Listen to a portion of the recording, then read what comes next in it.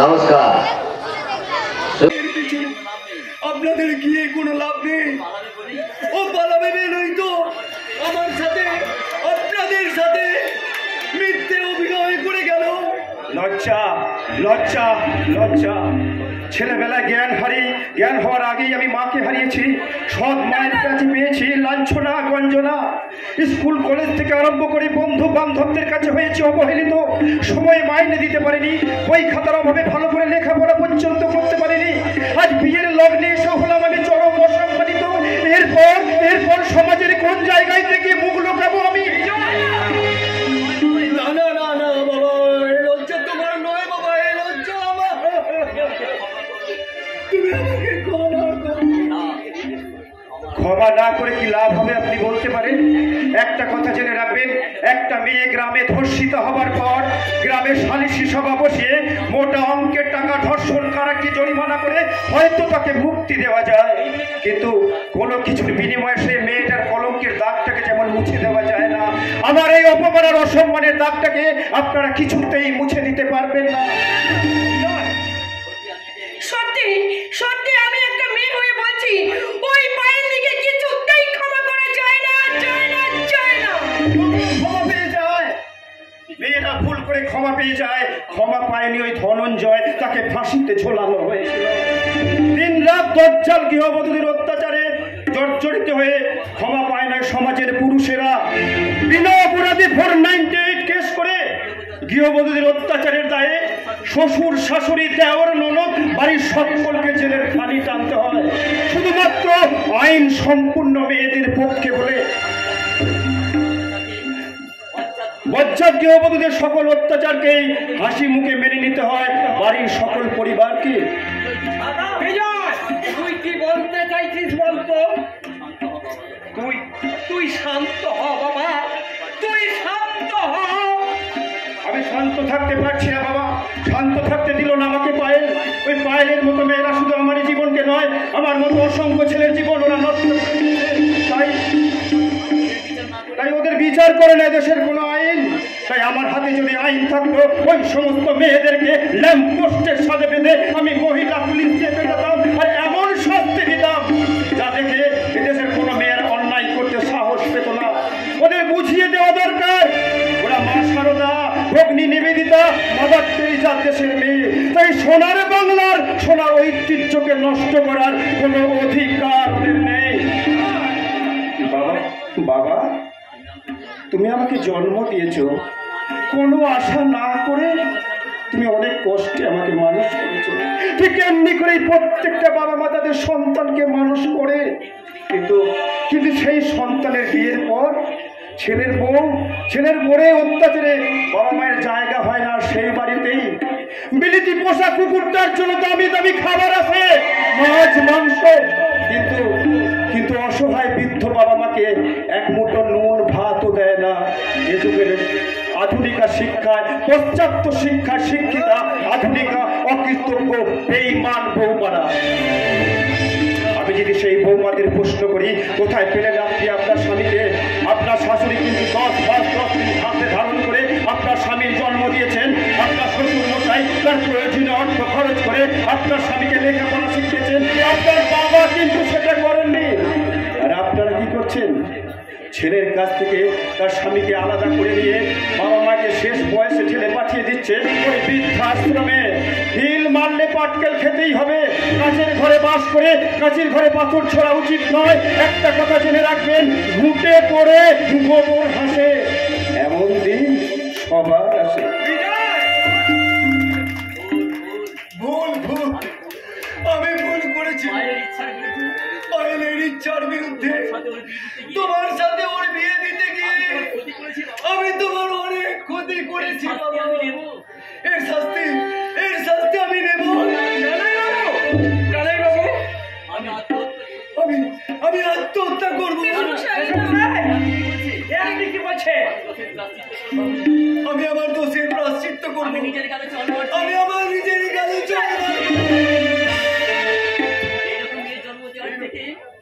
এইরকম মেয়ের জন্ম দেওয়ার থেকে আমি যদি আদর ঘরে ওরে গলা টিপে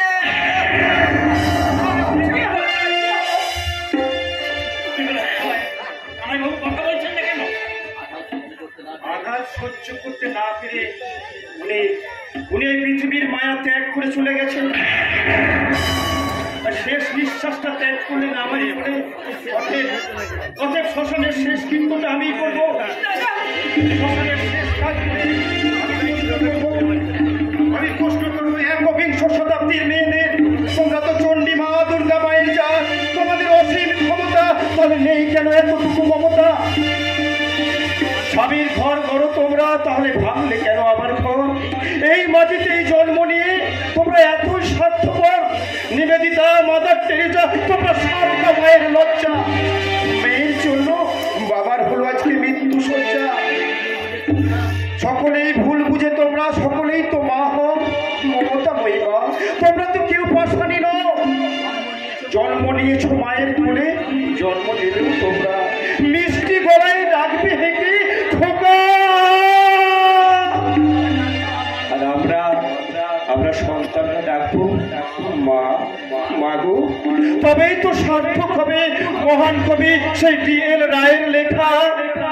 এমন দেশ কোথাও খুঁজে পাবে না তো তুমি, সকল দেশের রানী সেজে আমার জন্মভূমি, সেজে আমার জন্মভূমি, সেজে আমার জন্মভূমি।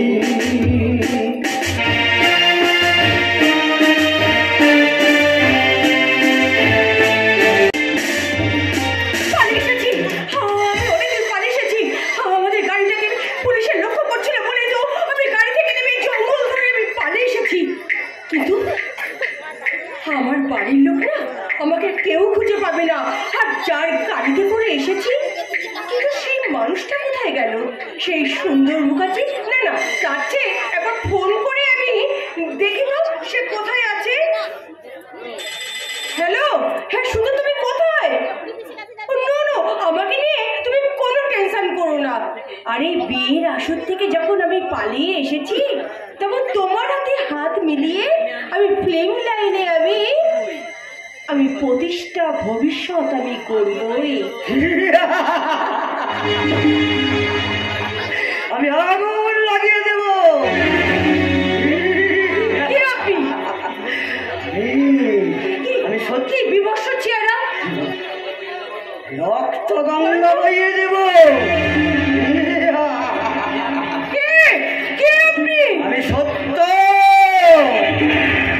সত্য পাগলা, আমি সত্যের সন্ধানে ঘুরছি।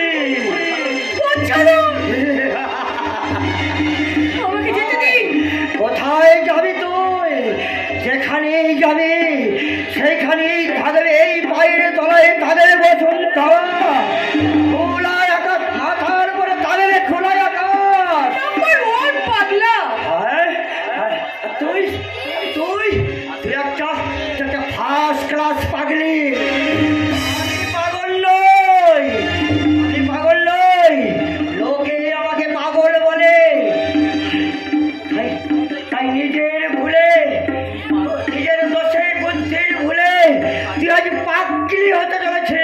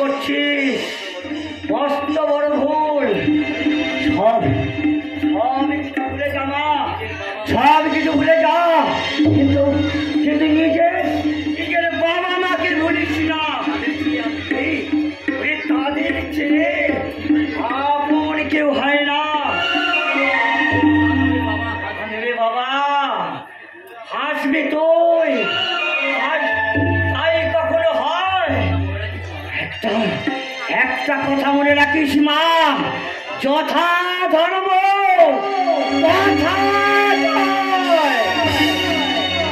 ফের নেশায় মনের ভুলে পড়েছিস ফাঁদে, কে করেছে এমন ভুল যে সারা জীবন করে শোনা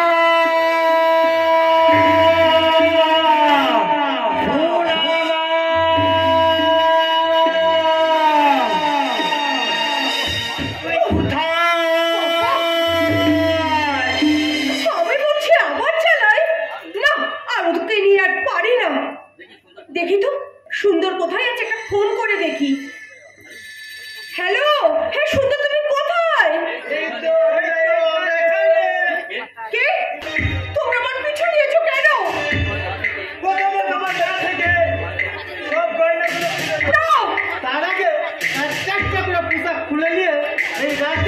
না, খবরদার! একদম আমার দিকে এগিয়ে আসবে না, জানোয়ারের দল!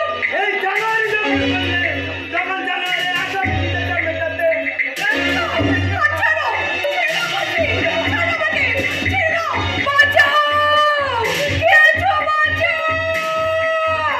বাঁচাও! এ মা! তোমরা কি করতো গো? ও, তোমরা বুঝি কোত্তাকুত্তি করতো? তাহলে করো, করো, করো! তোমরা কোত্তাকুত্তি করো! আমি দেখি কেমন! বাঁচাও! আমাকে তুমি বাঁচাও! কেন? আমি তোমাকে বাঁচাবো কেন? তোমার সাথে আমার কোত্তাকুত্তি করবে? আমি তো লুকিয়ে লুকিয়ে দেখবো গো! কেন আমি এখান থেকে যাবো?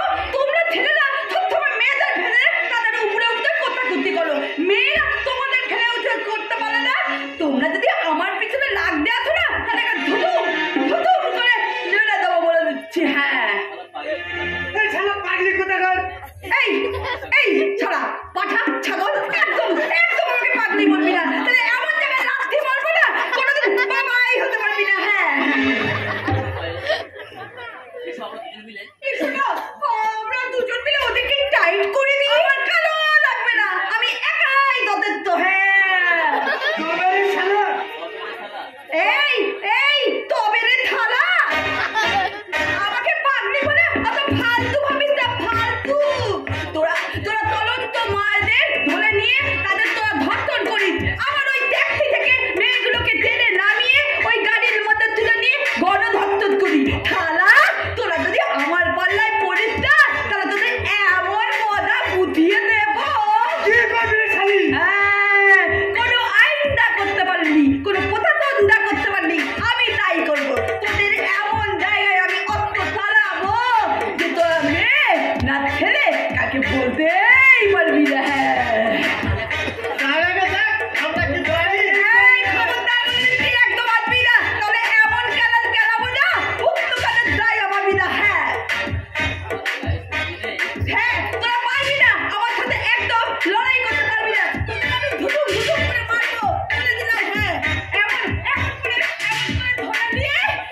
করে ধরে নিয়ে একেবারে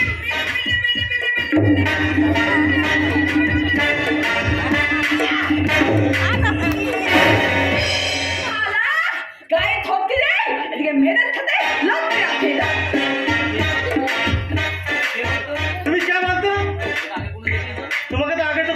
আগে দেখোনি তো কি হয়েছে, এবার দেখবে।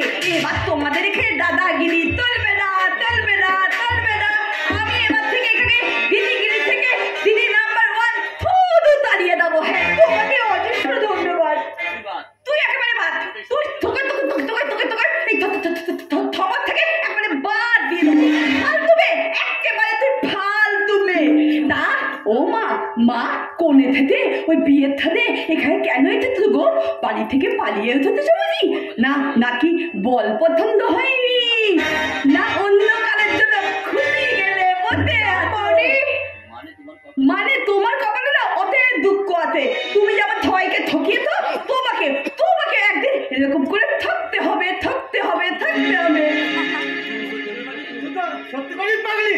কে বলেছে গো? আমি পাগলি নই। আমি গুদগাল গো, গুদগাল। আমি লেখাপড়া জানি। আমি মেয়ে হয়ে দলবিতে বলে না সংসারে থমা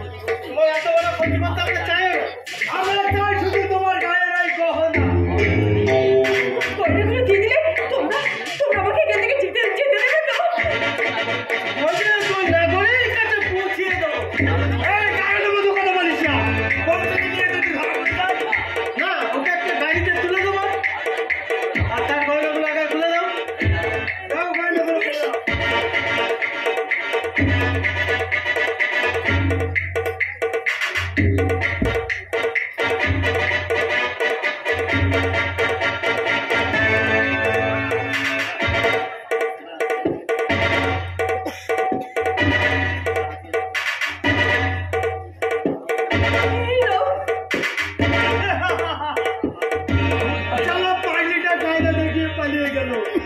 আর আমরা পেলাম আমরা পেলাম ভারী ভারী সোনার গহনা। এবার আমায় পথ ছাড়ো, আমাকে যেতে দাও তোমরা। আমি যে উদ্দেশ্য নিয়ে আমি বাড়ি থেকে এই বিয়ে ভেঙে পালিয়ে এসেছি, সেই উদ্দেশ্য যদি আমার সফল হয়, তাহলে আমার সারা কাজে গয়নাতে ঢেকে যাবে। আমি আশীর্বাদ করি প্রচুর গহনা পরে তুমি আবার এই রাস্তায় এসো মাইরি। তাহলে আবার দেখা হবে। তাহলে আবার দেখা হবে। আজ এই পাখিটার জন্য আজ ওই পাগলিটার জন্য ছিলাম মুখটা জীবনে হাফ হয়ে গেল। তোমায় বুঝিয়ে দেবো। আর সেদিন আমরা বুঝিয়ে দেবো আমরা কি মান। अरे दीवानो मुझे पहचानो, कहाँ से आया मैं हूँ कौन? अरे दीवानो मुझे पहचानो, कहाँ से आया मैं हूँ कौन? मैं हूँ कौन? मैं हूँ कौन? मैं हूँ এতক্ষণ তোদের সামনে আমি খেপেছিলাম, এখন আমি ডন হয়ে আর তোদের সামনে চলে এসেছি। যে কয়লাগুলো ওই মেয়েটার গা থেকে খুলেছিস, এক্ষুনি সেই মালগুলো আমাকে দিয়ে দেয়, নইলে কিন্তু তোকে আমি নিজের হাতে দে দে।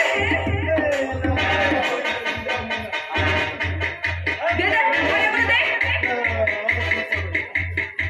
সারা আজকে আমার দারুণ দারুণ ইনকাম হয়েছে, দারুণ দারুণ ইনকামই করেছি। এই শোন, এবার থেকে আমি এই এলাকায় বাস করব, বাস। যে আমার লেজে কাঠি দিতে আসবে, বইতে দেবো না তার শ্বাস প্রশ্বাস। ওই মুদ্দাতে লাগ বুরা চাহে তো क्या होता है, वही होता है जो मंजूर खुदा होता है। তুমি এখন আমি চললাম, পরে আবার আসবো, আবার আবার দেখা হবে। ভালো ভালো কেমন? এরপর কি ভালো থাকা যায়? যায় হ্যাঁ যায়, নিশ্চয়ই ভালো থাকা যায়, কারণ কারণ ভালো থেকো, সুখে থেকো, সুখে আসবো আবার দেখা হবে। এখন আমি চলে যাই, tata bye bye, tata bye bye. ভালো থেকো, সুখে আসবো আবার দেখা হবে। এখন আমি চলে যাই, tata bye bye, tata bye bye, tata bye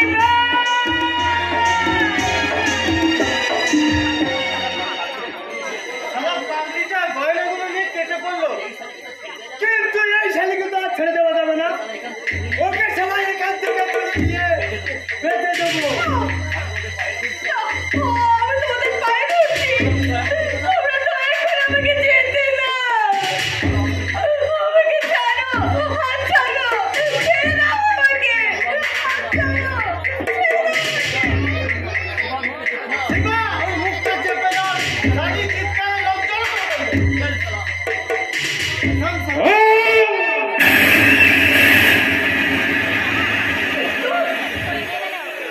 এই চলো সুরের বাচ্চারা, একটা অসহায় মেয়েকে একা পেয়ে তোরা বাহাদুরি দেখাচ্ছিস। আমাকে তুমি বাঁচাও সুন্দর, আরে হ্যাঁ, আরে বাঁচাবো বলেই তো তোমার বিয়ের রাতে তোমাকে তোমার বাড়ি থেকে তুলে নিয়েছে আমার কাছে নিয়ে এসেছি। চুন্নি বুড়াটি হবে আমি। হ্যাঁ আমি, আমার একটা হাত পোড়া, একটা পা খোড়া, তবু নামটা আমার সুন্দর, সুন্দর মুখার্জি। সুন্দর সুন্দর, তুমি এই গুন্ডাগুলোকে চেনো? আরে কেন চিনবো না, কেন চিনবো না? আমি তো সমাজসেবী, তাই সমাজের মঙ্গল কামনার জন্য এই সমাজের সর্বস্তরের মানুষের সঙ্গে আমাকে মেলামেশা করতে হয়। গুন্ডা থেকে শুরু করে ডাকাত, এমনকি আমাকে সাধু সঙ্গও করতে হয়। ছি শিবা, ছি ছি মুন্না, ছি। এই তোরা রাতের অন্ধকারে একটা অসহায় মেয়েকে একা পেয়ে তার শ্লীলতা হানি করার চেষ্টা করছিস। Very bad Shiva, very bad Munna. আরে আমার কাজই তো অমানুষগুলোকে মানুষ করা, এই পচা গলা সমাজটাকে রোগমুক্ত করা, নতুন সূর্যের মতন নতুন সমাজ গড়া।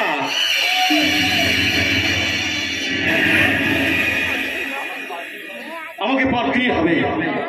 ক্ষুদিরাম, প্রফুল্ল চাকি, বিনয়, বাদল, দীনেশ, নেতাজি সুভাষচন্দ্র বসুর মতন মহান মানুষ এই মাটিতে জন্মেছিল। আর আমি তো সেই মাটিতেই জন্মেছি। আর এই সমাজটাকে বদলাতে গিয়ে, সমাজ বিরোধীদের সাথে লড়াই করতে গিয়ে আমার একটা হাত পা আর একটা হাত পঙ্গু হয়ে যায়। তবু কিন্তু আমি থেমে নেই। তাই যে জানোয়ার গুলো তোমার ইজ্জতের দিকে হাত বাড়িয়েছে, তাদের হাত দুটো আমি কেটে দেবো।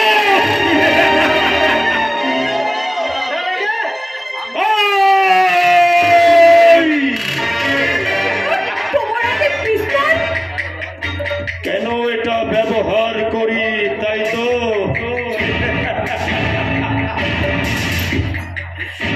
দুষ্টের দমনের জন্য এটা আমাকে ব্যবহার করতে হয়। কবিগুরু রবীন্দ্রনাথ, শরৎচন্দ্র বসু, বিদ্রোহী কবি কাজী নজরুল ইসলাম কলমের কাহিতে শিক্ষা দিয়ে গেছেন। আর এই অমানুষগুলোকে শিক্ষা দেওয়ার জন্য আমি এই পিস্তলটা ব্যবহার করি। এই মুন্না, এই শিবা, 1 2 3 বলার সাথে সাথে তোরা এখান থেকে যদি চলে না যাস, তাহলে তোদের দুজনকে আমি কুকুরের মতো গুলি করে মারব রে। 1 2 3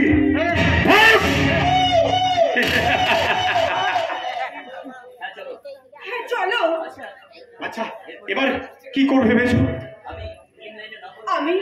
আমি ফিল্ম লাইনে নাম্বার 1 হিরোইন হতে চাই। প্লিজ আমাকে হেল্প। আরে ওরে বাবা রে বাবা, হেল্প বলছো কেন? আরে এটাই তো আমার ডিউটি। আরে আমি তো অ্যারেঞ্জার। শুধু তুমি কেন, তোমার মতো অনেক মেয়েকে আমি সঠিক লাইন ধরিয়ে দিয়েছি। সুন্দর। আরে এবার তোমাকেও দেবো। আরে এটাই তো আমার কাজ। সুন্দর, তুমি শুধু নামে সুন্দর নও, তোমার ব্যবহারটাও সুন্দর। তবু দেখো পায়েল, ভাগ্যের নির্মম পরিয়াছে আমি কেমন বিকলাঙ্গ হয়ে গেছি। সুন্দর, ভালো কাজ করতে গিয়ে তুমি বিকলাঙ্গ হয়েছো, তাই তো আমার চোখে তুমি আরো সুন্দর। আর সেই জন্যই তো তোমাকে আমি। আরে বাবা থাক থাক থাক থাক থাক। আরে তোমার এই কথাটা নয়, তোমার কাজটা হয়ে যাওয়ার পরেই শুনবো। আগে আমার যতগুলো সোর্স আছে সেগুলোকে আমি কাজে লাগাই। শুধু টলিউড নয়, এই বলিউডেও তোমাকে আমি স্টান্ট করাবো। আচ্ছা, আমি ভীষণ খুশি সুন্দর, ভীষণ। আরে খুশি তো হবেই পায়েল, খুশি তো হবেই। আরে তোমার জীবনে খুশির জোয়ার বয়ে যাবে। এক কথায় তোমার তো হেভি সেক্সি নাইস ফিগার, এই ফিগারটাকে কাজে লাগাও।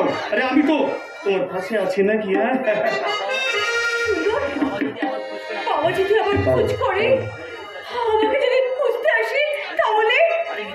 আরে বাবা আগে নিজের ক্যারিয়ারের কথা ভাবো। আরে তোমার এখন ব্রাইট ফিউচার। জীবনে পিছন ফিরে যারা তাকিয়েছে তারা কিন্তু জীবনে সাফল্য পায়নি পায়েল। সামনের দিকে তাকাও, তুমি তাকিয়ে দেখো ওই রঙিন স্বপ্নগুলো তোমাকে হাত ছানি দিয়ে রাখছে পায়েল। তাই তুমি সামনের দিকে এগিয়ে যাও, সামনের দিকে এগিয়ে যাও।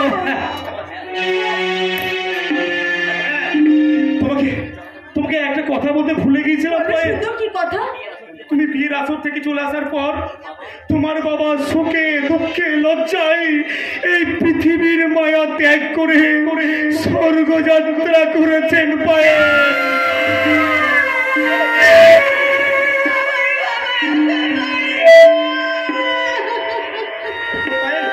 পায়েল, তুমি কষ্ট পেও না পায়েল। পায়েল পায়েল পায়েল পায়েল পায়েল পায়েল অজ্ঞান হয়ে গেছে। তাহলে তাহলে কি এই সুযোগ ওকে আমি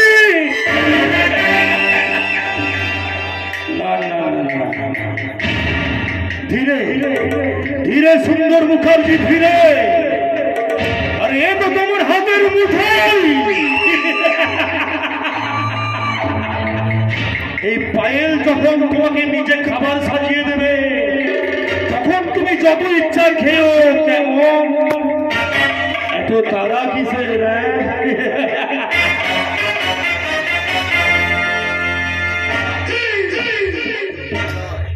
শুয়োরের বাচ্চা বিজয়, তুই ছোটবেলা থেকে আমার বন্ধু, স্কুল কলেজ থেকে শুরু করে তুই আমায় সব জায়গায় হারিয়ে দিয়েছিস।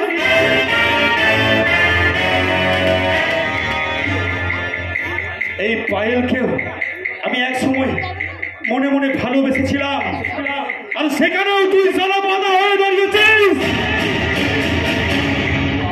কিন্তু আজ তোর বিয়ের পাত্রী পায়েলকে তোর বিয়ের আসর থেকে তুলে নিয়েছে। আমি আমার অপমানের অসম্মানের বদলা নিলাম।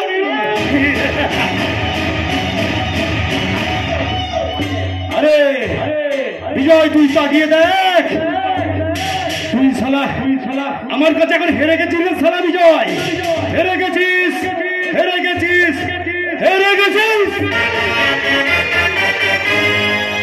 পায়েল, তুমি আমাকে চিনতে পারোনি গো সোনা, তুমি একবারে ফেঁসে গেছো।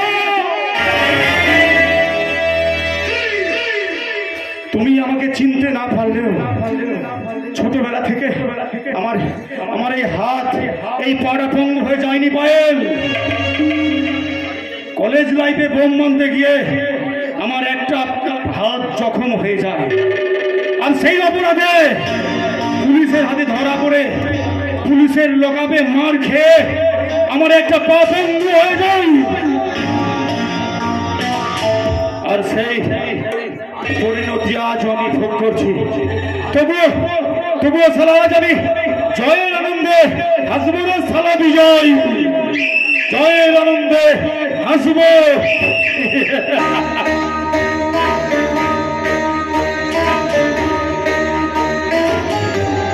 কেউ হতে চাই ডাক্তার, কেউ বা ইঞ্জিনিয়ার, কেউ হতে চাই ব্যবসায়ী, কেউ বা ব্যারিস্টার, কেউ চাই বেস্তে রূপে রূপের বাহার। আমি হব কলির ভিড়ে, তাই আমার আমি হব কলির ভিড়ে, আমি হব কলির ভিড়ে, তাই আমার কলির ভিড়ে।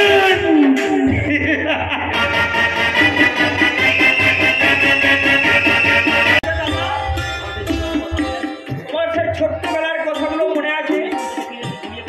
আমি স্কুল থেকে যখন ফিরে এসে ঘুমিয়ে পড়তাম, তুমি চুপি চুপি রান্নাঘরে গিয়ে আমার জন্য রান্নাঘরের খাবারটা নিয়ে এসে নিজের হাতে মেখে আমার বিছানায় বসে তুমি আমাকে খাইয়ে দিতে। সে কথাটা কিন্তু আমি ভুলে যাইনি দাদা। তাই আজ আমি আমার নিজের হাতে তোমাকে এই খাবারটা খাইয়ে দেবো। তুমি এটা খেয়ে নাও দাদা, খেয়ে নাও। এটা তুমি কি করলে মা? এটা কি করলে?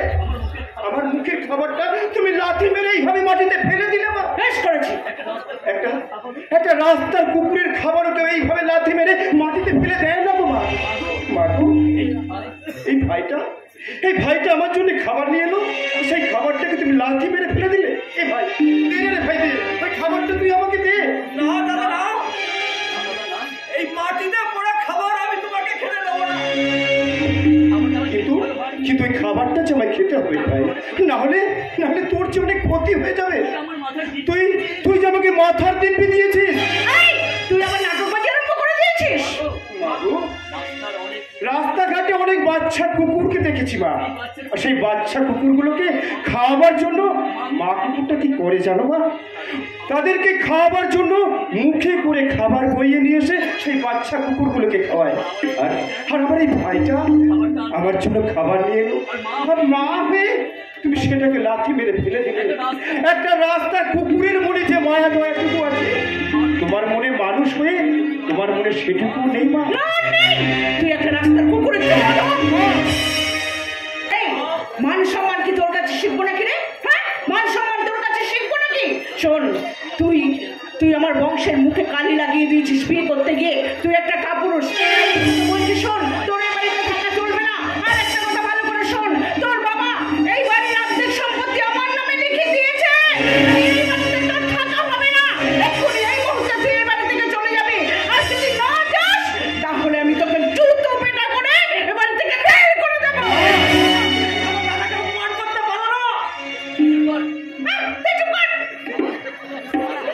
মা, মা গো, অনেক আগে আমি বাড়ি থেকে চলে যেতাম গো মা, কিন্তু কেন যাইনি জানো মা?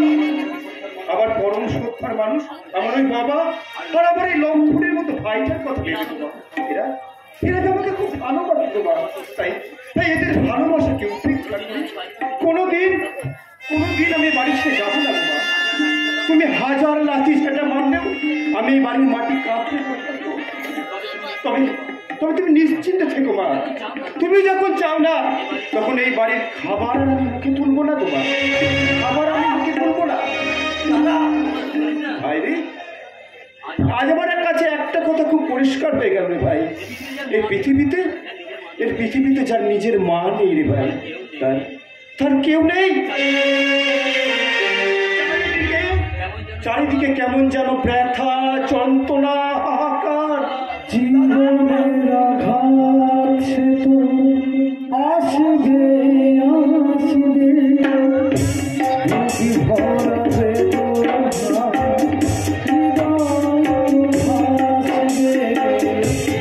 জীবনের আঘাত সে তো আসবে আসবে,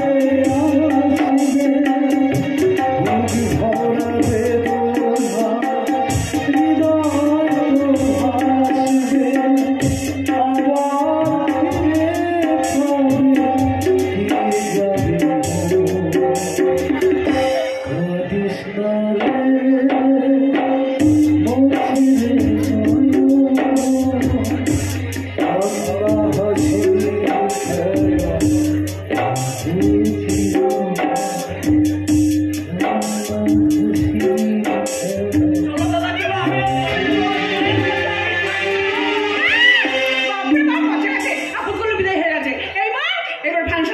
সেই গানটা আমি একটু প্র্যাকটিস করে নিই। প্রেম জেগেছে আমার মনে, বলছি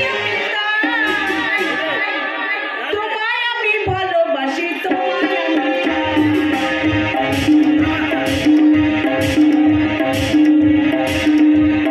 প্রেম জেগেছে আমার মনে, বলছি আমি তোমায় আমি ভালোবাসি, তোমায় আমি চাই।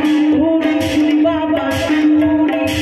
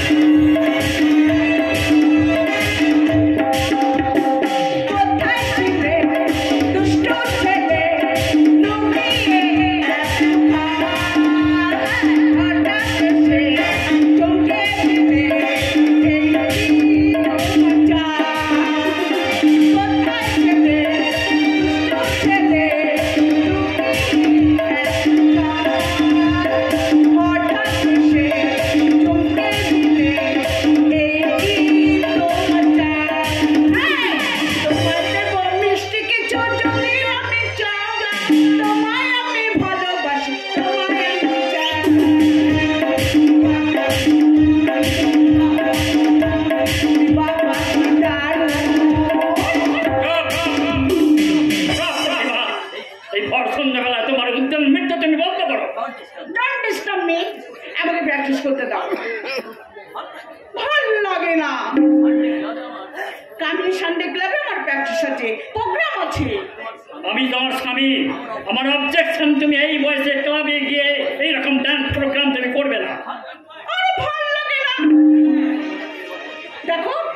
সবসময় মনের উপর নির্ভর করে।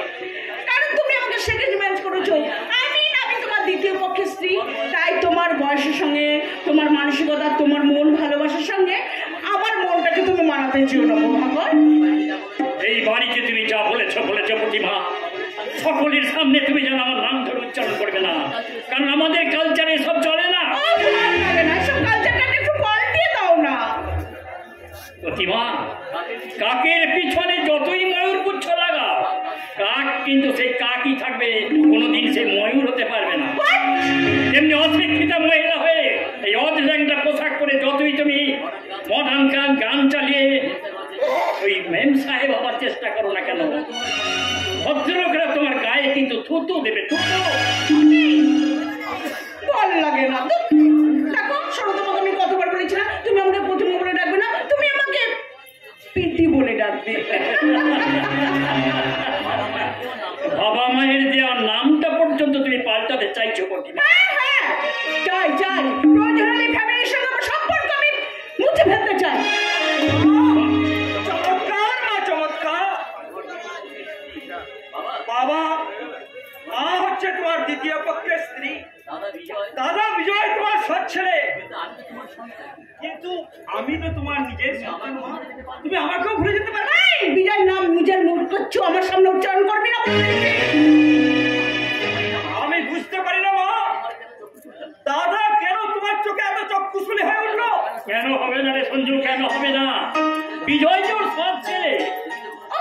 তুমি তো কোনো সময় বিজয় দোষ টোষ কিছুই দেখতে পাও না, কারণ শুনতে পাও না, কারণও তোমার মনে হয় গালা হয়ে গেছে, তাই ওর দোষ ত্রুটি তোমার কিচ্ছু কানে যায় না, ভারী লাগে না। প্রতিমা, প্রতিমা, যদি সত্যি আমি কালা হয়ে যেতাম তাহলেই বোধ হয় ভালো হতো। তুমি যেভাবে বিজয়কে কটু কথাগুলো বলো, সেগুলো হয়তো আমাকে আজ আর শুনতে হতো না। কি বললে তুমি? আর যে ব্যবহারটা তুমি দাদার প্রতি করো, বাবা অন্ধ হলে না, সেগুলো আর বাবাকে দেখতে হতো না। তার মানে আমি বিজয়কে ভালোবাসি না, বিজয়কে আমি পছন্দ করি না। না দেখো না, যদি দেখতে তাহলে আমার বিজয় বিশ্ব জয় করে ফিরতে পারত। বাড়ির পোষা কুকুরটা যেটুকু আদর যত্ন পায়, আমার বিজয় সেটুকুও পায় না। ভালো লাগে না, চাই আমি যখন এতই খারাপ, আজ থেকে আর আমি তোমাদের পিন্ডি রান্না করতে পারবো না। ঠিক বলেছো প্রতিমা, তুমি ঠিক বলেছো। মানুষ মারা গেলে তার উদ্দেশ্যে পিণ্ড দেওয়া হয়, কিন্তু তুমি তো জীবিত অবস্থাতেই আমাদের পিণ্ড দিয়ে দিচ্ছ। তবে কি জানো, তোমার মধ্যে যদি একটু মমত্ব বোধ থাকতো, মানুষ যেমন ভক্তি ভরে পিণ্ড দেয়, তুমিও ঠিক সেইভাবে আমাদের পিণ্ডটা দিতে। ভালো লাগে না, এতগুলো তোমার মন পেলাম না। বাবু, খুব সস্তা দামে আজও বাজার থেকে অনেক জিনিস কেনা যায়, টাকার বিনিময়ে বাজারে মানুষও কিনতে পারা যায়, কিন্তু কোটি কোটি টাকার বিনিময়ে মানুষের মন কেনা যায় না। তবে সততা, মানবিকতা, কর্তব্য, আদর্শের বিনিময়ে সেই মনকে অতি সহজেই জয় করা যায়। কিন্তু এগুলো মেনটেন করা খুব কঠিন।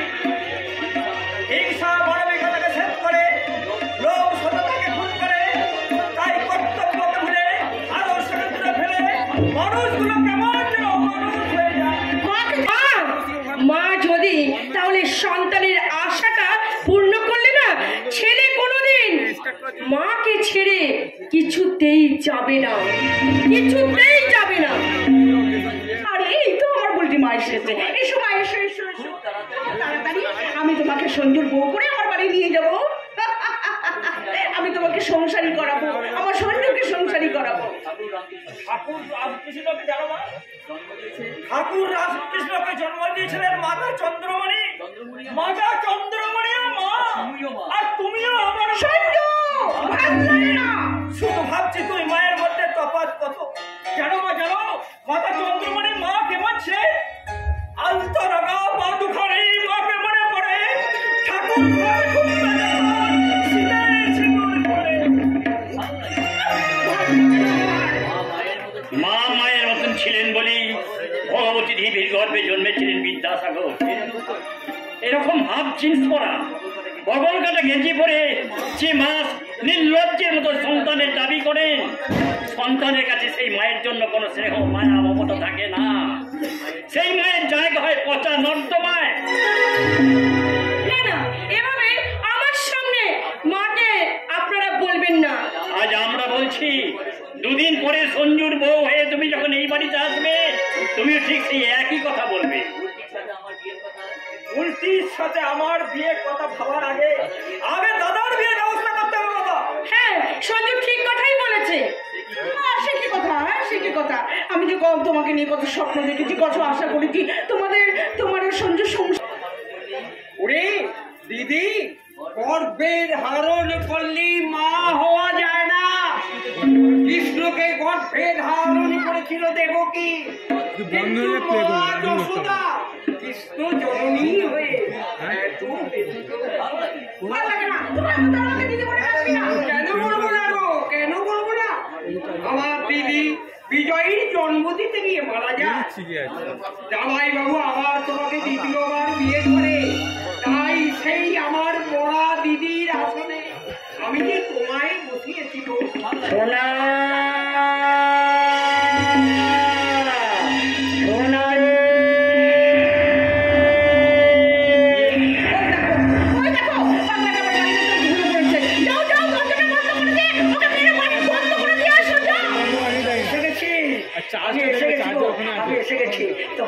তোমরা আমার সোনাকে দেখেছো? আমি যে সারাদিন আমার সোনাকে এই প্রান্ত থেকে ওই প্রান্তে খুঁজে চলেছি গো, খুঁজে চলেছি। তুমি কি তোমার সোনাকে এই বাড়িতে খুঁজতে এসেছো? না গো না, আমি এই বাড়িতে এসেছি এই রত্নের সন্ধান দিতে গো। রত্নের সন্ধান? হ্যাঁ গো হ্যাঁ, হ্যাঁ গো হ্যাঁ। এই বাড়ির ওই ছেলেটা এই রতন নয়, ওই মনের মধ্যে জ্বালা যন্ত্রণা নিয়ে পাগল প্রায় বিজয় গো বিজয়। খুব ভালো ছেলে, খুব ভালো ছেলে। রাস্তায় যেখানেই আমার সাথে দেখা হয়, আমার পায়ে প্রণাম করে আমাকে বড় বাবা বলে ডাকে। বিজয় রাস্তাঘাটে বড় বাবা বলে ডেকে প্রণাম করে, যখন তখন মুখে জড়িয়ে ধরে মুখের জ্বালা মেটাও। ঠিক বলেছো গো, তুমি ঠিকই বলেছো। আমার অনেক বুকের জ্বালা মেটে যায়। আমি যখন শোনার জন্য কাঁদি, ও আমাকে বুকে জড়িয়ে ধরে আমার চোখের জল মুছিয়ে দেয়। যাও তোমরা যাও, এই সোনাকে এই ঘরে ফিরিয়ে নিয়ে এসো, না হলে ওই ছেলে যে আমার মরে যাবে।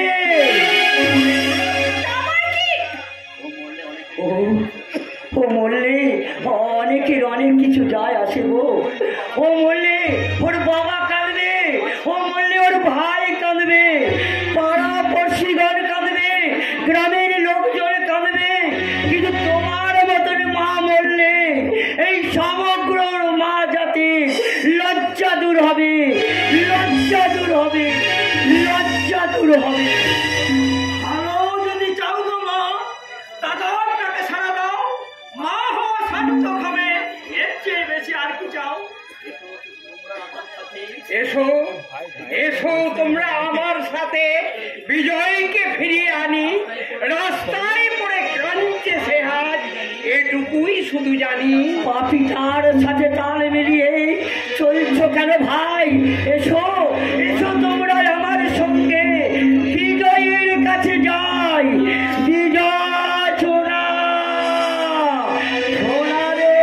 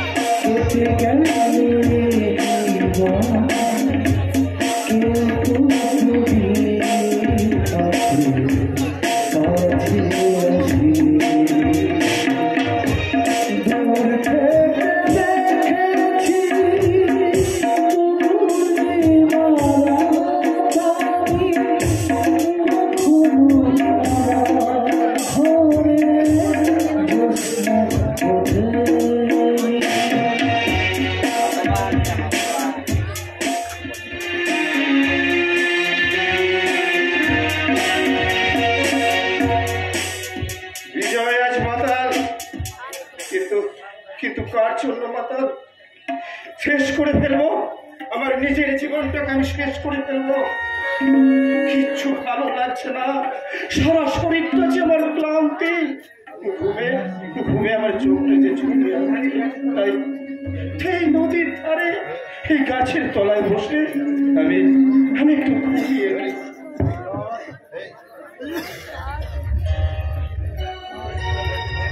বিজয়, আমি এসেছি বিজয়। কিন্তু কেন এসেছো? আমাকে ভুলেছ কি না? লজ্জায় কি করছো তাই দেখতে। পারিনি গো, পারিনি। তোমাকে আমি ভুলতে পারলেও সেদিনে সেই অপমান, লজ্জা আমি ভুলতে পারিনি। স্টপ স্টপ, তোমার লেখাকার নামে এখানে শুনতে আসিনি। কিন্তু বিয়ের রাত্রি সেদিন ওই ঘটনাটা ঘটালে কেন? কেন তুমি এইভাবে সকলের কাছে আমাকে ছোট করে দিলে? বিশ্বাস করো, আমি অনেক চেষ্টা করেছিলাম বিয়েটা বন্ধ করার, কিন্তু আমার কথা আমার বাবা শোনেননি। কেউ আমার কথা কোনো মূল্য দেয়নি। তাই তো গৃহবধূ হয়ে সাধারণ আরো 5টা মেয়ের মতো আমি আমি সারা জীবন এইভাবে বন্দী হতে চাই না। ওগো নারী, তোমার চরিত্রের পূজারি হয়ে এসো, আমি তোমার পুজো করি। ভাবতেও লজ্জা লাগে যে তুমি সতী সাবিত্রী দলের মেয়ে।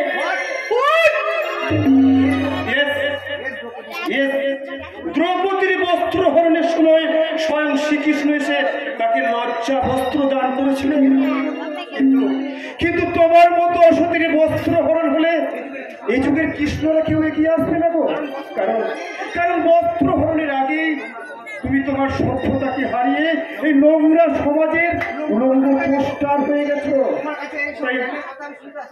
তোমার কাছে সব জ্ঞানের কথা আমি শুনতে আসি না। তাই তো তোমার ওই জ্ঞানের কথা শুনে আমি আরো 50টা বছর আমি পিছিয়ে যেতে চাই না। আমার ছবি তোমার মন থেকে চিরদিনের মতো মুছে ফেলো। আমার লক্ষ্য কি জানো? আমার লক্ষ্য তুমি নও, আমার লক্ষ্য আমার কেরিয়ার, আমার ব্রাইট ফিউচার।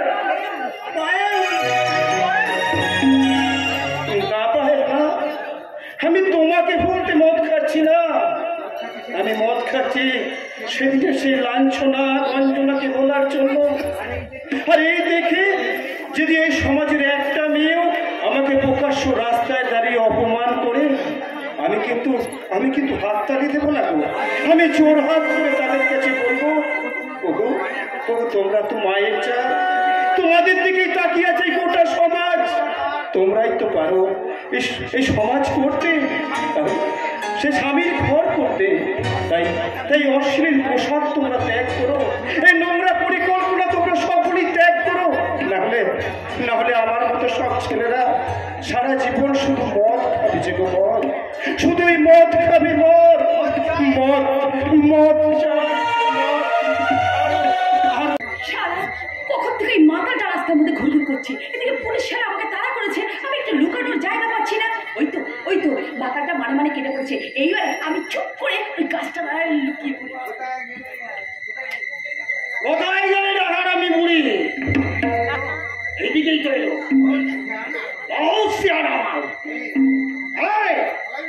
পালাবি কোথায়? দাঁড়া বলছি, একদম খারাপ হয়ে দাঁড়া। কেমনে খারাপ হম বাবু? কেমনে আমার 10 মাসের বাচ্চা যে আমার পেটে আছে, সোয়া হয়ে দাঁড়ালে আমার পেটের মধ্যে ভুরুর বালুর করে যে যদি খারাপ হয়ে দাঁড়াই, যদি ফুস করে বাচ্চাটা পইরা যায়, কি হইবে কোন? উনি বাবারে বাবারে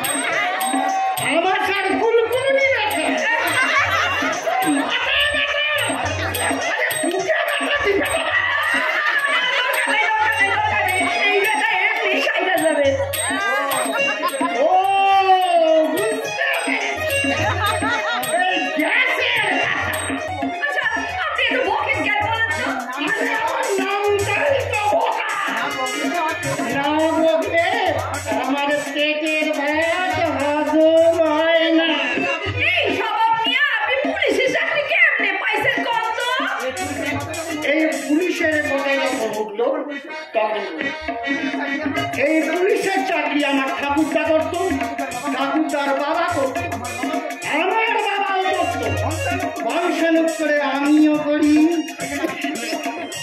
কিন্তু আপনি এখানে কি করতেছেন শুনি? আমার কাছে খবর আছে, আমার কাছে খবর আছে, খচ্চর মেয়ে এই পথ দিয়ে গাঁজা, চরস, মদ সাপ্লাই করে। আমি সেই মেয়েটিকে ধরবার জন্য ডিউটি করছি। তা আমার পিছনে লাগছেন কেন? আমি একটা অসহায় বিধবা, তারপর গর্ভবতী। আরে, আমি তো এতক্ষণ লক্ষ্যই করিনি তুমি বিধবা, কিন্তু বিধবার পেটে বাচ্চা এলো কিভাবে? ভোটের সময় যদি ভোটার সারা ভোট হইয়া যায়, চাকরির সময় যখন ইন্টারভিউ না দিয়া চাকরি পাওয়া যায়, তখন গর্ভবতী মাইয়ার পেটে বাচ্চা চাইবে। এবার নতুন কথা কি আছে শুনি? এই ভোটের কথা যখন বললে তখন বলি, এই হাত যখন ওঠে ছিচি করছেন কেন? বলি ভোটে কি আমার নাম উঠবে না? আচ্ছা বকাই বাবু, বকাই বাবু, আপনি দয়া করে আপনার এই বকানিটা থামাইবেন। আর শোনেন, যদি আপনি বকানি না থামেন, তাহলে হক করে কাছে কইয়া দিব আমার এই পেটের বাচ্চাটার বাপ হইল আপনি। হ্যাঁ চুপ, একদম চুপ। যান, তাহলে আপনি সোজা এখান থেকে চলে যান। কেমন? এই সোজার কথা যখন বললে তখন বলি, আমার বউটা বলতো সোজা পথে চলবে, সোজা কথা বলবে, সোজা হয়ে বসবে, সোজা রাস্তায় হাঁটবে। সেই বউটা আমায় খুব ভালোবাসতো জানুন, সেই বউটা আমায় খুব ভালোবাসতো। আমায় ভালোবেসে বলতো, বধূ হে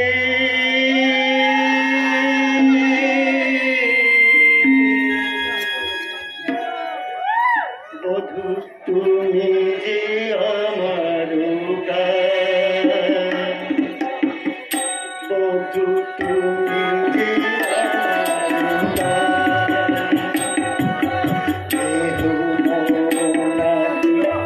তোমারে সতেছি ছিল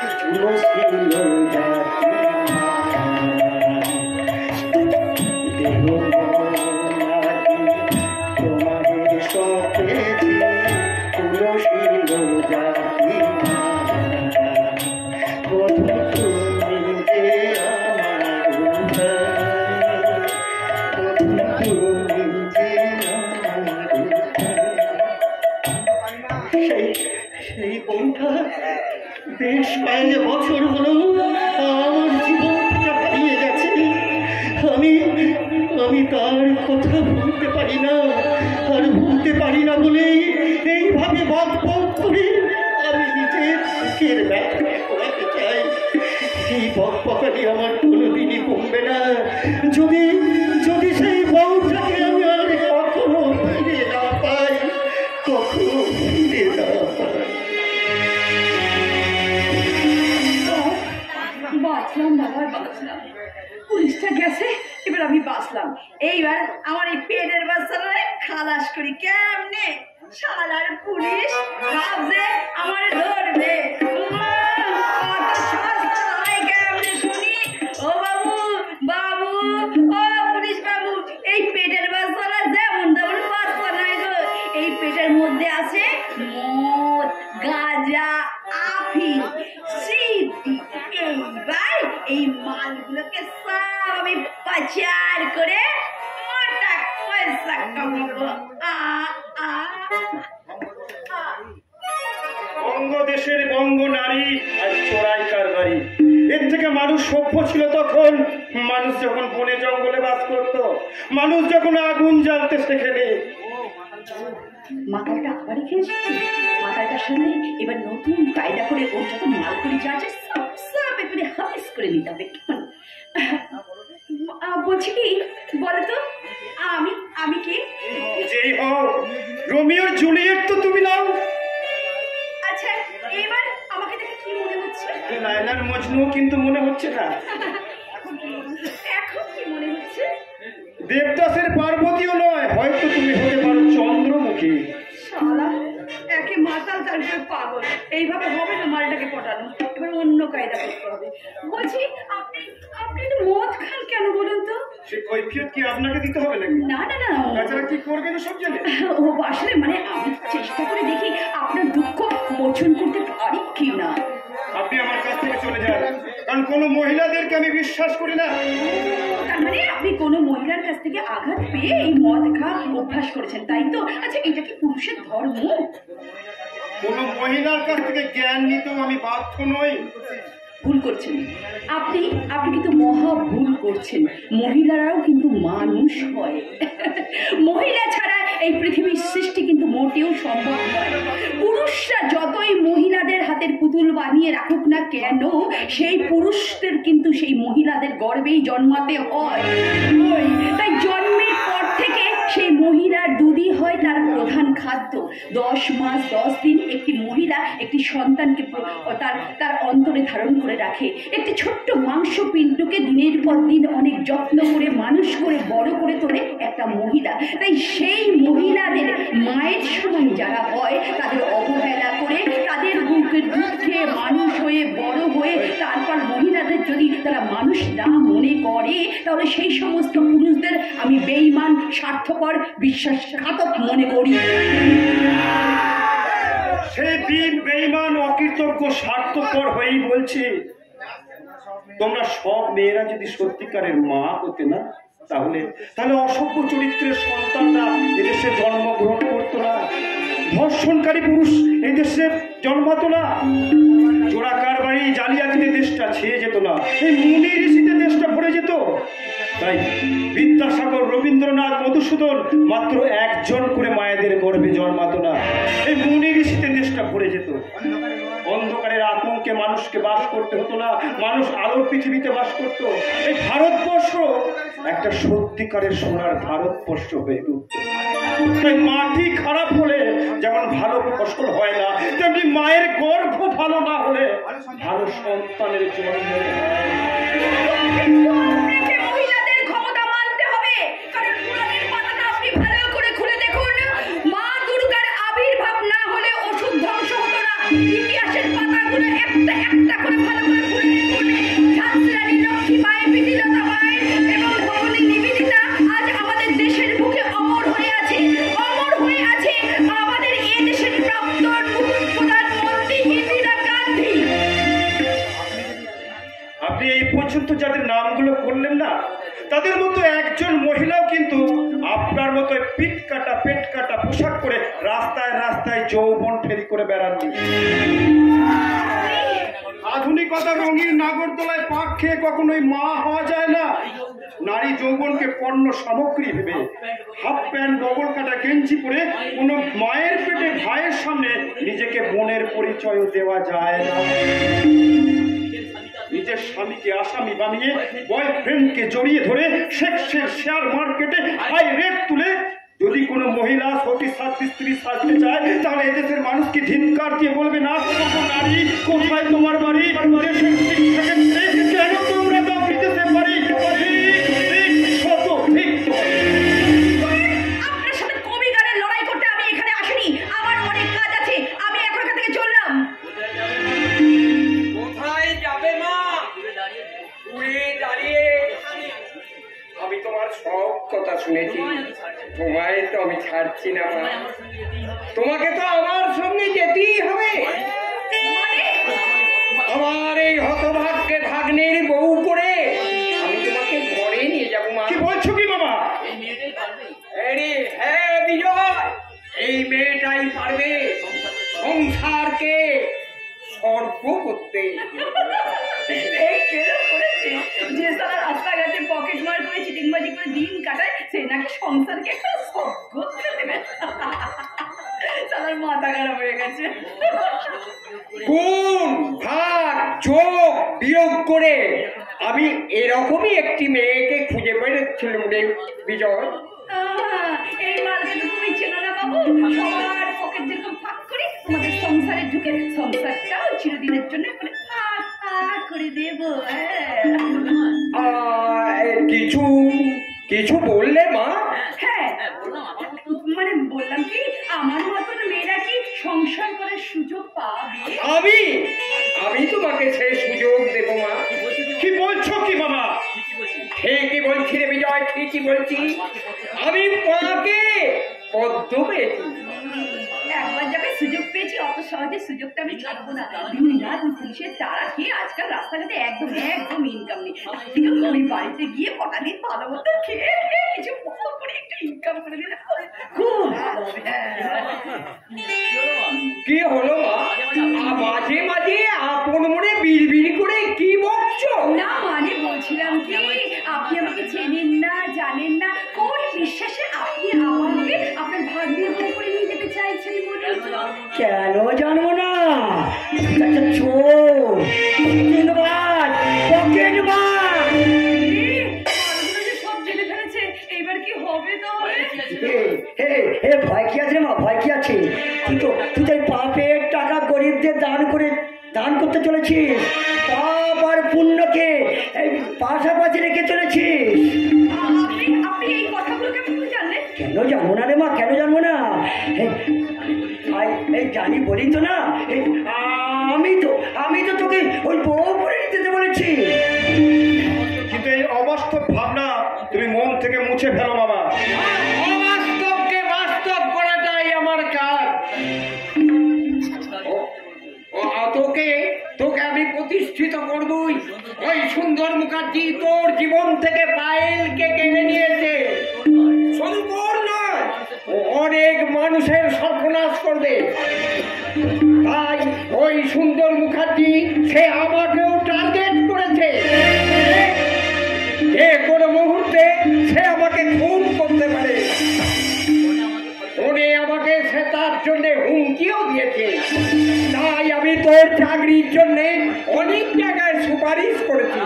আমার বিশ্বাস তুই পুলিশের চাকরি পাবি। আমার অনুরোধ, তুই ওই মেয়েটাকে মেনে নে বাবা। ওই মেয়েটাকে তুই মেনে নে।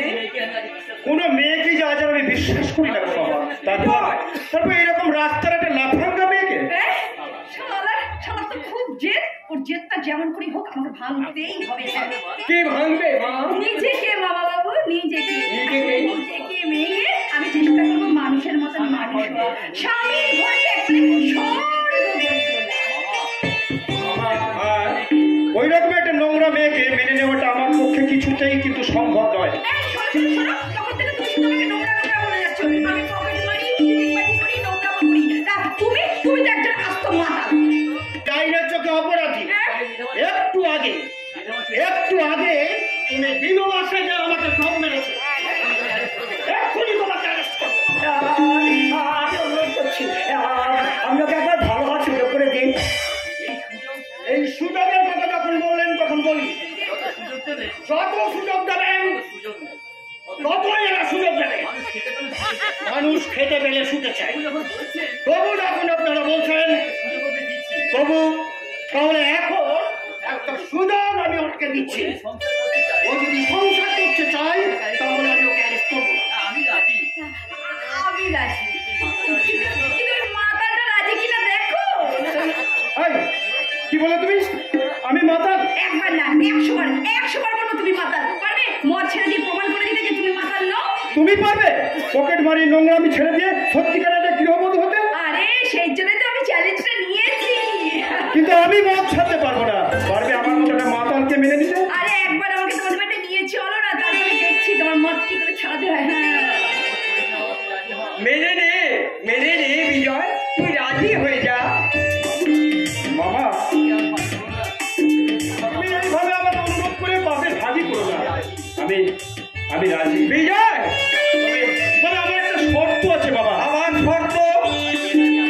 বিয়ে আমি ওকে করবো ঠিকই, তবে তার আগে আমাদের বাড়িতে গিয়ে ওকে প্রমাণ দিতে হবে যে সংসারটাকে স্বর্গ করে দিতে পারবে।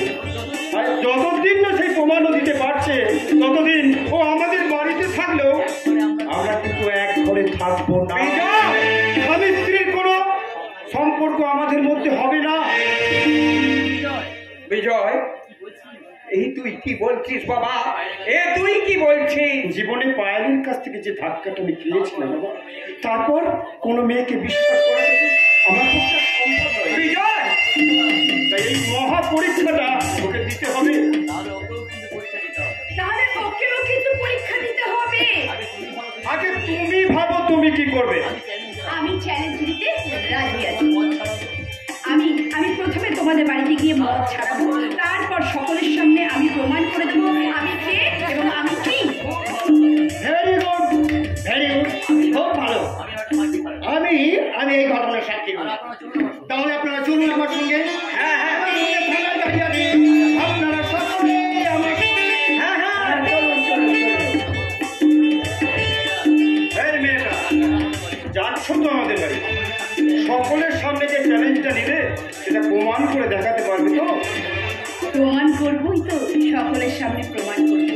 আমি একদিন তোমাদের বাড়ির প্রত্যেককে বাধ্য করে দেখবো যে আমার কথা মতো উঠবে, আমার কথা মতো চলবে। তবে কারোর উপর জোর করে নয়। আমি বড়দের প্রতি শ্রদ্ধা, ছোটদের প্রতি ভালোবাসা দিয়ে সকলের কাছে প্রমাণ করে দেব এবং দেশের মানুষের কাছে প্রমাণ করে দেব যে রাধে সে কিন্তু আমি সেদিন তোমার হাত ধরে বলবো, কি আজ এই দিনটাকে মনের খাতায় লিখে রাখি। আয় পড়তে পড়তে কাছে যেখানে গেলো। আজ এই দিনটাকে মনের খাতায় লিখে রাখি। আয় পড়তে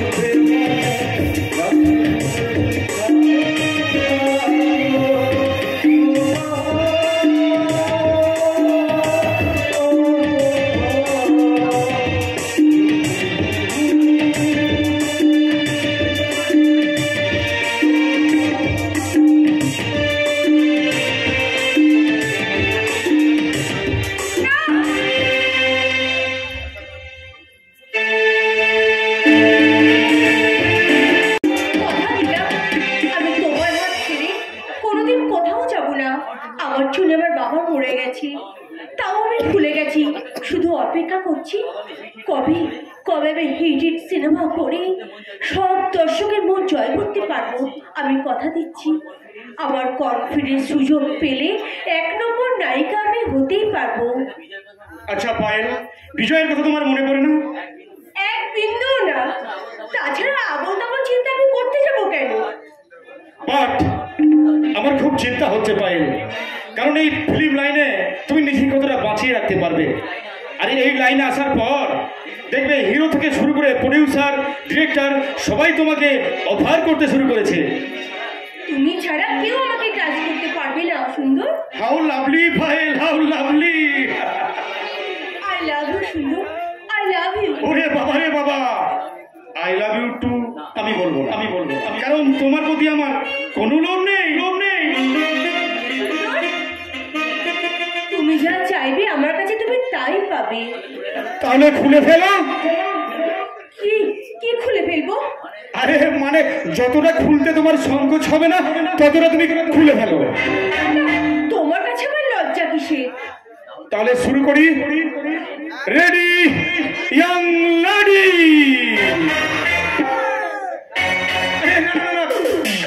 কাছে এসো না, দূরে থাকো, কারণ ডিস্টেন্স মেনটেন করতে হবে।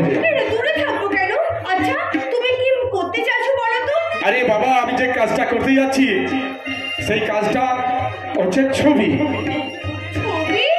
হ্যাঁ, আমি তোমার কয়েকটা ছবি তুলতে চাই। মনে রেখো, তুমি যত বেশি খুলে ছবি তুলবে মার্কেটে তোমার চাহিদা তত বেশি হবে। আরে তুমি কয়েকটা আমাকে সুন্দর করে পোস্ট দাও তো। ওকে, রেডি।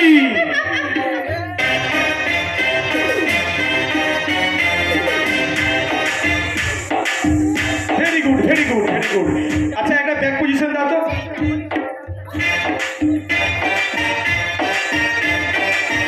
দারুণ, এক্সিলেন্ট। এবার ডান দিকে চিবুকটা তুলে সামনের দিকে একটু ঝুঁকে। আচ্ছা, এবার তুমি কাউকে একটা ফ্লাইং কিস দিচ্ছ সেরকম একটা পোজ দাও। Excellent excellent. আচ্ছা বলো তো ছবিগুলো নিয়ে তুমি কি করবে? আরে সব ছবি আমি মুম্বাই পাঠিয়ে দেবো। আচ্ছা তোমাকে না আমি একটা পুরো আরে না না না না না না না, পায়ে নয় পায়ে নয়, তোমার জায়গা তো আমার বুকে শোনা, এই বুকেই তোমার উন্নতি হোক। তোমার মুখে না কোনো নোংরামো নেই সুন্দর। আরে নেই তো, একেবারেই নেই। তবু ওই বিজয়ের মামা সুরের বাচ্চা রতন চৌধুরী আমাকে অ্যারেস্ট করানোর জন্য উঠে পড়ে লেগেছে। তাই সালামি কিছু দূরের মধ্যে ওই রতন চৌধুরীর লাশটা আমি ফেলে দেব।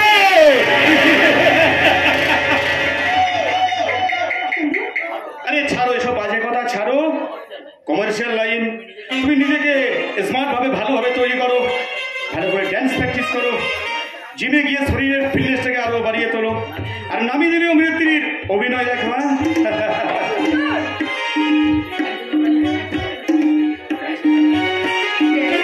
ড্যান্স করা আমার কাছে কোনো ব্যাপারই নয়। আরে thank you Payel, thank you. তাহলে আমার মনটা চাঙ্গা করতে একটা জমাটি নাচ গান হয়েছে। Ready ready ready, start start the music.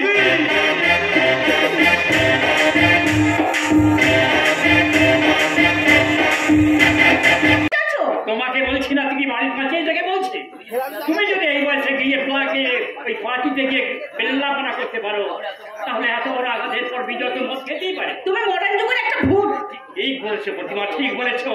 না হলে আমার কপালে তোমার তেমন পেত্রি জুটবে। এই না কথা বলতে কথা বললে আমি কিন্তু বাড়ি ছেড়ে চলে যাবো। হ্যাঁ বিয়ের পর থেকে তো প্রায় তুমি আমাকে বলে যাচ্ছ প্রতিমা যে তুমি আমি বাড়ি থেকে চলে যাব চলে যাব, কিন্তু আজ পর্যন্ত যেতে আমি তোমাকে দেখলাম না। যখন যাবো তখন বুঝবে কি হারিয়েছো। যাই হারাই, অন্তত চলে গেলে একটু অক্সিজেন পাবো, বুঝলে? অক্সিজেন পাবো। যাবো না আমি কোথাও যাবো না, বুঝেছো? আরে যাওয়ার জায়গা থাকলে তো যাবে, শুধু মুখেই তোমার দরকার নেই। আমি গেলে তোমাকে তিল তিল করে মারবে কি শুনি? মরে তো আমি অনেকদিন আগেই গেছি প্রতিমা, যেদিন আমার জীবনের অমূল্য রত্ন এবাড়ির লক্ষ্মী আমায় ছেড়ে চলে গেছে। কোনোদিন সে আমাকে একটা কটু কথা পর্যন্ত বলেনি।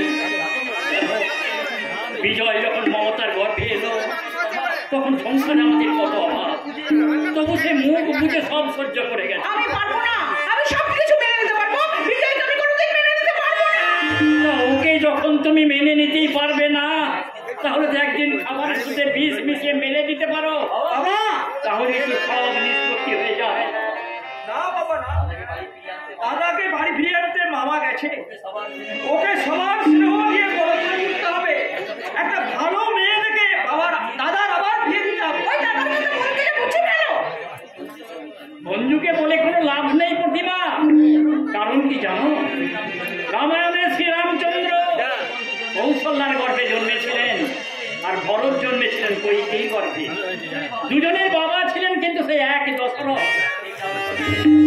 রামচন্দ্রের যেদিন বনবাস হয়েছিল, সেদিন ভরত রাজা হলেও রাজা রামচন্দ্রের পাদুকা মাথায় নিয়ে সিংহাসনে বসিয়ে রাজত্ব পান। তাই তুমি যতই ভরতের মতো সন্ধুকে অমানুষ করতে চাও না কেন, অমানুষে কোনো কিছু হবে না। কারণ এই যুগের দশরথ এই প্রভাকর মুখার্জির রক্ত বইছে শিরায় শিরায়। আমার গর্ব, আমার অহংকার, এই সৈন্যকে তুমি কোনোদিন বিক্রিয়ে তুলতে পারবে না, কোনোদিন। হ্যাঁ বাবা, আমি কারো কথা রাখলে আগে দাদার বিয়ের ব্যবস্থা করবো। আমার বোন মুলটি আর কদিন আমার বাড়িতে থাকবে? আরে চলে আসতে বাধ্য হলাম।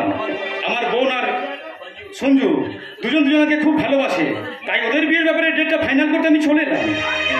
রাজি বলো, কবে কোন সময় কোন দিনটা ঠিক করলে তুমি রাজি হবে বলো? আরে সেটা আপনারাই ঠিক করে ফেলুন।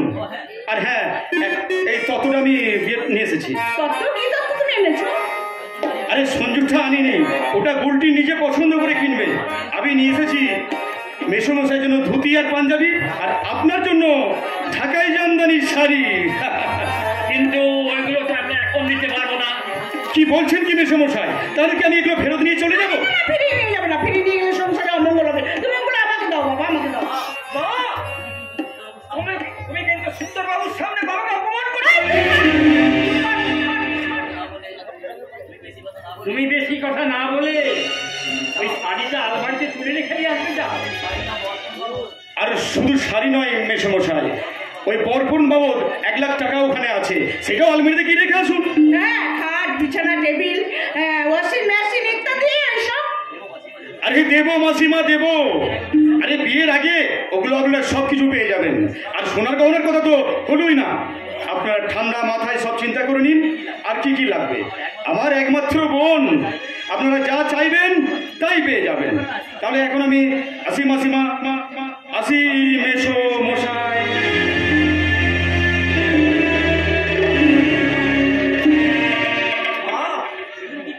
এটা তুমি কি করলে? নিজের কবরটা নিজেই খুললো রে সঞ্জু। মানে ওই ওয়াশিং মেশিনে কাপড় না কেচে বউ এসে তোমার মতো শাশুড়িকে আছাড় মেরে মেরে কাচবে। আর ওই যে ফ্রিজটা চাইলে না, তোমার গায়ে হাতে ব্যথা হলে ফ্রিজ থেকে বরফ নিয়ে এসে গোটা গায়ে তোমার গুলিয়ে দেবে। আর যদি তুমি কোনো রকমে পটল তোলো, তাহলে যে খাটটা চেয়েছো ওই খাটে চাপিয়ে বড় হরি হরি বল একেবারে সোজা শ্মশান ঘাটে। জামাই বাবু, দিদিকে সাজ বাজাতে বলো, গরম ডালা সাজাতে বলো, ওদেরকে তো ঘরে তুলতে হবে। কি হয়েছে বাবা, কি হয়েছে? কি হয়েছে রতন? এত এত তুমি অধৈর্য হচ্ছে কেন? কি হয়েছে? আজ কি সুন্দর মুখার্জি তার ভুলটিকে এই বাড়িতে পৌঁছে দেবে নাকি? তাই বলছি আগে থেকে এসে টাকার বান্ডিলটা মায়ের হাতে দিয়ে গেল। ওরে না, বিজয় বিজয় কি হয়েছে বিজয়? বিজয় বিয়ে করে বউ নিয়ে বাড়ি আসছে। তুমি তেলে বেগুনে জ্বলে উঠছে কেন বকিমা? আগে ব্যাপারটা ভালো করে বুঝতে দাও মা। মামা, এই অসম্ভবটা তুমি কি করে সম্ভব করলে গো? ওরে রাস্তা থেকে আমি মা জগদ্ধাত্রীকে তুলে এনেছি। একবারে জগদ্ধাত্রী? হ্যাঁ, কি গো, কি বলছো শুনছো? একবারে রাস্তা থেকে সোজা জগদ্ধাত্রী জগদ্ধাত্রী হয়ে গেছি। হয়েছে হয়েছে হয়েছে জগদ্ধাত্রী। দাঁড়াও, এবারে সকলের সঙ্গে না তোমার পরিচয়টা করিয়ে দিই। ওই যে বাবা ভোলানাথের মতো দাঁড়িয়ে আছে, হ্যাঁ, আমার বাবা। কি সারা ভোলানাথ আমার শ্বশুর মশাই? ভাবা যায় না। এই, কি বললে? না মানে মানে তুমি কি বললে? বল ভুল করে শ্বশুর বলে কিন্তু সারা বলে ফেলেছি। মানে শ্বশুর মশাই তো না বাবা, আমার প্রাণের বাবা, আমার প্রাণের শ্বশুর মশাইকে একটা প্রণাম ছেড়ে দিই। করে ফেলো মা।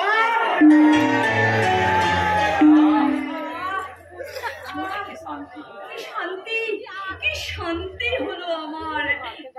এই তুই কে রে? তুই কে? এই, তুমি কাকে কি বলছো? ওটা ওটা কে? ওকে তুমি তুই তুকারি করছো? হ্যাঁ। জানো ওটা কে? কে? ও আমার ভাই। ও ভাই, এ ভাই, ওই ভাই শোন। আরে কি মিষ্টি তুই। আয় ভাই আয়, তোকে একটা চুমু খেয়ে নি। এই, এটা কি করলে? কেন করবো না? ও যদি তোমার ভাই হয়, আমার ভাই। ভাই কিন্তু আদর করে আমি চুমু খেতে পারি না। এই ভাই, তুই কিছু শিখিসনি? আমি যে তোর থেকে বড়, শিগগিরই আমার পায়ে হাত দিয়ে একটা প্রণাম জানাই তো। কি করবো গো? প্রণাম কর। আশীর্বাদ করি, শতপুত্রের পিতা হও তুমি। হ্যাঁ, পারবে? হ্যাঁ? হ্যাঁ, হ্যাঁ। হ্যাঁ, আমি পারবো বলছি, আমি পারবো। পারবে? কিন্তু এ বাজারে এমন কোনো মেয়ে পাবে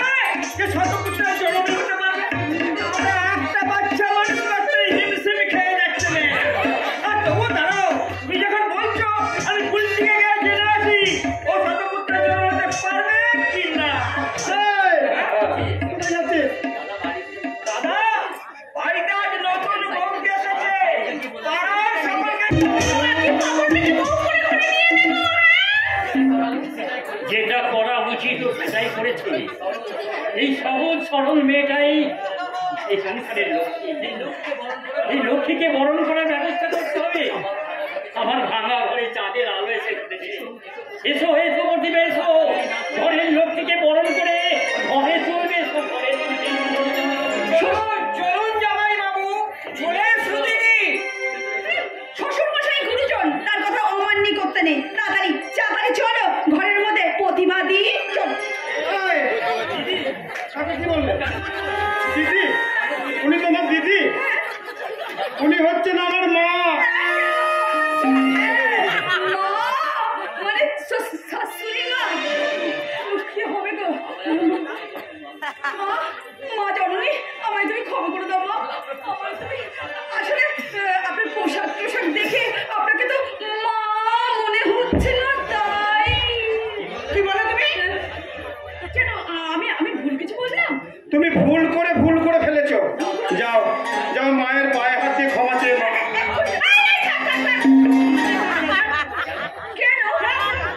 কেন?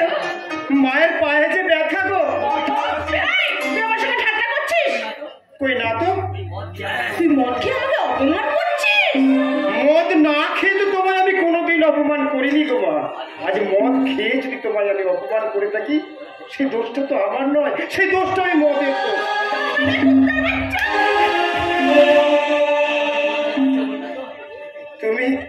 তুমি আমাকে কুত্তার বাচ্চা বললে তো। তার মানে আমার বাবা হচ্ছে একটা কুত্তা। মানে তুমি একটা মানুষকে বিয়ে না করে একটা কুত্তাকে বিয়ে করছো। তুমি সেই মা হতে পারো না গো মা, যে মায়ের বুকে থাকবে অত্যন্ত ভালোবাসা, চোখে থাকবে মমতাময়ী দৃষ্টি, কণ্ঠে থাকবে মিষ্টি খোকাটা। ভুলে গেছি গো মা, ভুলে গেছি। বিশ্বাস করো, ভুলে গেছি সেই গর্ভধারিণী মায়ের কথা। জন্ম দিয়েই তো তিনি আমাকে ছেড়ে চলে গেছেন। জ্ঞান হয়ে থেকে তোমাকেই যে আমি মা বলে ডাকি, মা বলে জানি। তাই তুমি আমাকে জন্ম না দিলেও তুমি তো আমাকে মানুষ করেছো মা। তাই সেই মাকে ভুলে সেই গর্ভধারিণী মায়ের আসনে আমি যে তোমায় বসিয়েছি মা। তাই लाखों तुझे पलकों तुम्हें पूजा करूं तेरी सुबह तू ही बता क्या जिंदगी मेरी। मैं तो तेरे सपनों में रंगों में ढला तेरी उंगली पकड़ के चला ममता के चल वाला माँ और मेरी माँ तेरा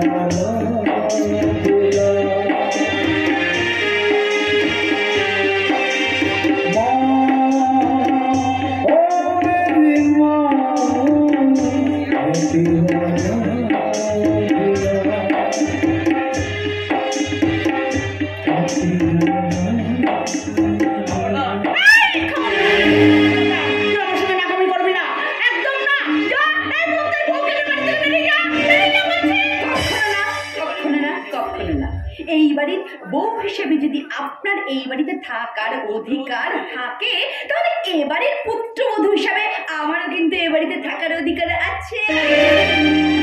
তাই নাকি? তাহলে আজ রাতেই তোকে আমি টাইট করে দেবো। আপনার জুতো তোলা এই হাতটাকে আমি দুমড়ে মুচড়ে ভেঙে দিয়ে আপনাকে প্রমাণ করে দিতে পারি, আপনি যদি নাগিনী শাশুড়ি হন, আমি কিন্তু বাঘে